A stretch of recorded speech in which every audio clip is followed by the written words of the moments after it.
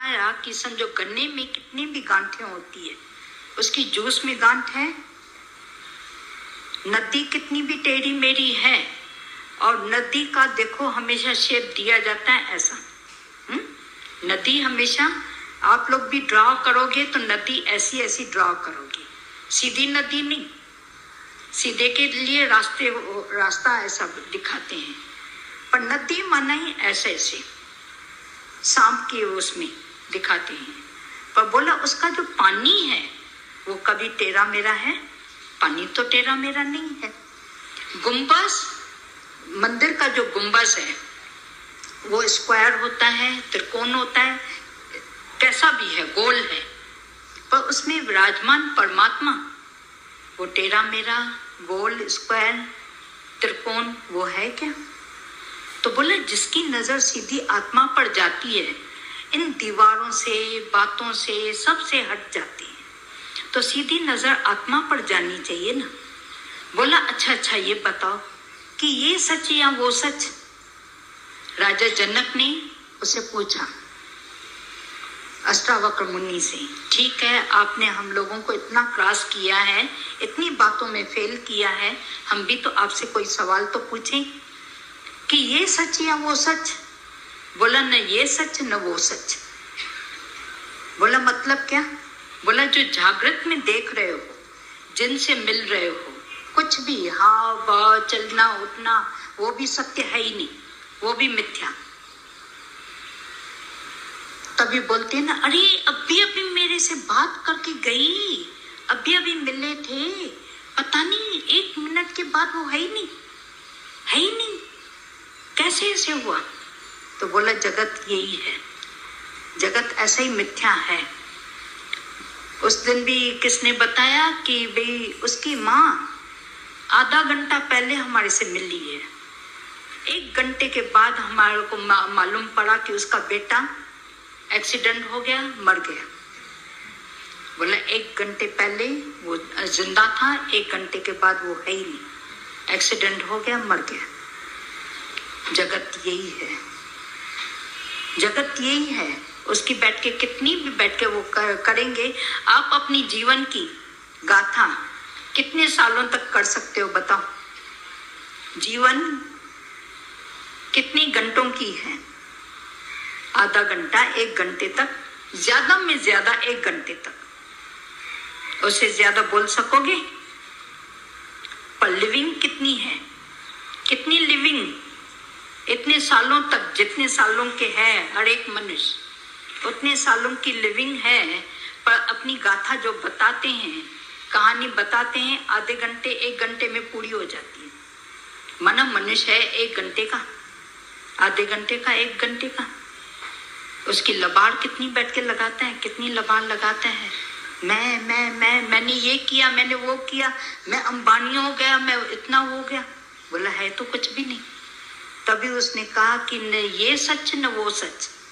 न जागृत में जिसके साथ मिलते हो, करते हो, वो अगर अंदर में लेकर आते हो, वो बैठ के लकीरें पहनते हो, लकीर पर लकीर बैठ के डालते जाते हो, तो वो उसको इतना वो करके बैठते हो कि भाई वो जैसे सत्य है। पर सत्य तो क्या है? आज सच, जुगात सच, है भी सच, होसी भी सच। जो तीनों कालों में सत्य है वो है आत्मा। तभी बोला आत्मा पर नजर नहीं जाती है, नाम रूप पर जो भी है उस पर नजर सीधी जाती है। क्योंकि आकार दिखाई देता है, निराकार दिखाई नहीं देता है। आकार देखते हैं, उसके विकार भी दिखते हैं, कभी विकार दिखते हैं, कभी गुण दिखते हैं, कभी अवगुण दिखते हैं। जो बहुत प्यारा होता है उसके गुण ही गुण दिखाई देंगे, जिससे हमारी थोड़ी अनबनत होती है उसके अवगुण ही अवगुण। वो अच्छी तरह से भी चलेगा, उसमें से भी अवगुण निकालेंगे। तो बोले नजर जो है वो नजर पर डिपेंड करता है कि तुम्हारी नजर कौन सी है। चश्मा हमने कौन सा पहना है? चश्मा आत्मा का पहनना है या जीव भाव का पहनना है? अगर जीव भाव का पहनना होगा उसे जीव ही जीव दिखाएगा देगा। अगर आत्मा का पहनना होगा तो भगवान ही भगवान दिखाई देगा, अपना आप दिखाई देगा। वहीं पर हम अपने आप से पूछें कि मैंने अपने विकार कितने देखे हैं? हम दूसरों के तो जल्दी बता देते हैं, देखते हैं, अपने मैंने कितनी देखी है? नहीं, अपने थोड़ी दिखाई देंगे, अपने विकार दिखाई देते हैं। हाँ होंगे ना, उसको भी ढक देते हैं। नहीं नहीं नहीं, मैंने इस मतलब से नहीं, इस मतलब से, मतलब ही बन जाते हैं। तभी बोला, दादा भगवान ने बोला, मतलबी तुम मतलबी हो, क्योंकि हर बात में बोलते हैं मेरा मतलब, मतलब मतलब मतलब तब, मतलब तब बोलने का जो तरीका होता है, मतलब ही वो करते हैं। पर जो इसका अंदर का मतलब ही निकल गया, अंदर का स्वार्थ ही निकल जाता है, तो उसकी सीधी नजर आत्मा पर जाएगी। चीर करके, भेद करके उसमें देखेगा। जैसे अर्जुन ने पानी में देख के ऊपर मछली के भी आंख में जाकर तीर लगाया। चलती हुई मछली, चल रही है मछली, उसकी आंख में तीर लगाया। पूछा कैसे? बोला एक तो मेरी एकाग्रता और एक लक्ष्य था वेदन करने का, छेदन करने का। तो हमारा भी लक्ष्य कौन सा होना चाहिए?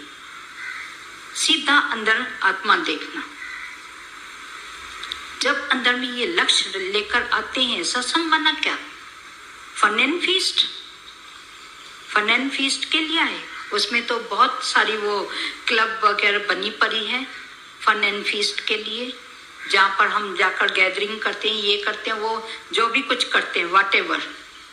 पर यहाँ पर आते हैं अपने स्वरूप को जानने के लिए, पहचानने के लिए। उसके लिए कितना बड़ा बोला प्रोसेस है, कितना बड़ा प्रोसेस है।